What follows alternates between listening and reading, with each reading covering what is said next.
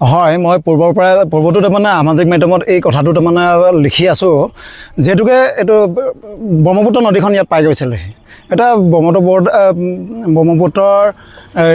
ব্ৰহ্মপুত্ৰে তাৰমানে বালি এখন পেলাই দিলে কাৰণে আজি ইয়াৰ পৰা তাৰমানে 100 মিটাৰমানৰ দূৰলৈকে তাৰমানে এৰিটো ব্ৰহ্মপুত্ৰ গুচি গ'ল কিন্তু এইটো হৈছে ব্ৰহ্মপুত্ৰ এইটো হৈছে ডুবি এই ৰাস্তাটো তাৰমানে যদি ছিগি যায় তেতিয়া তাৰমানে মাজুলী সম্পূৰ্ণৰূপে দ্বিখণ্ডিত হৈ যাব এই কথাটো মই বাৰম্বাৰে কৈ আছোঁ দ্বিতীয় কথাটো হ'ল কি ইয়াত তাৰমানে কেইটামান গছ আছিলে এইটো তাৰমানে ৰাষ্ট্ৰীয় ঘাইপথ যেতিয়া উন্নীতকৰণ কৰা হ'ল তেতিয়া তাৰমানে ইয়াত তাৰমানে গছ গছনি বাঁহ তেনেকুৱা তাৰমানে ডাঙৰ ডাঙৰ গছ আছিলে এই শিপাবিলাক তাৰমানে খান্দি দিয়াৰ কাৰণে ইয়াত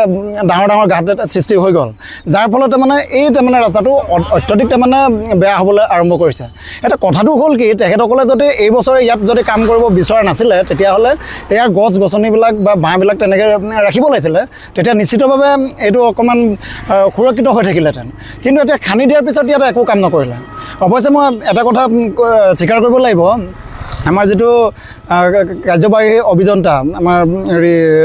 লোক নিৰ্মাণ বিভাগৰ তেখেতে নিজে যোগাযোগ কৰি এইবিলাক তাৰমানে সোধপোছ কৰি থাকে আমি এইটোকো সঁচা কথাটো ক'ব লাগিব আৰু এই অনুপাতে প্ৰতিবাৰতে তাৰমানে কামো কৰাইছে কিন্তু কামটো হৈছে তাৰমানে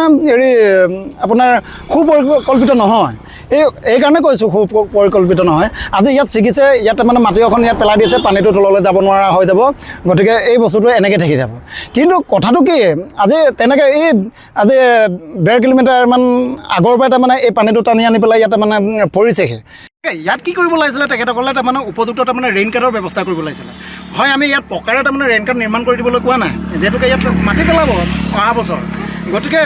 ইয়াত তাৰমানে বস্তাৰে হ'লেও তাৰমানে ৰেইন কাৰ্ড যদি দিয়া হ'লে আজি এই দুৰ্ভোগটো ভুগিবলগীয়া নহয় অহা বছৰতে থাকিবগৈ জানো দুৰ্ঘটিত হৈ যাব এইটোৱে কথাটো আচল কথাটো হৈছে কি মাটি পেলাব তেখেতে ক'লে অহা বছৰ বা অহা বছৰো যে পেলাব এইটো নিশ্চিত নহয় কিন্তু এই বছৰে যে ইয়াত মাটি নেপেলায় বা ৰাস্তাটো নবনায় এইটো 100% চিয়'ৰ তেনে চৰ্তত এই বছৰ তাৰমানে এই ৰাস্তাটো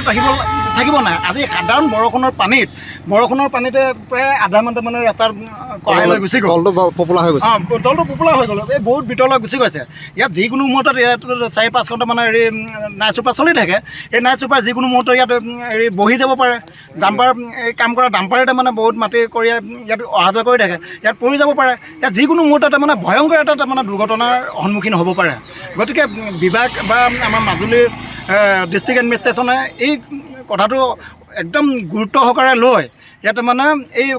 ৰাস্তাটো তাৰমানে সুৰক্ষিত কৰাটো খুবেই বাঞ্ছনীয় যিহেতুকে এই ৰাস্তাটো যদি দ্বিখণ্ডিত হৈ যায় ইয়াৰ পৰা তাৰমানে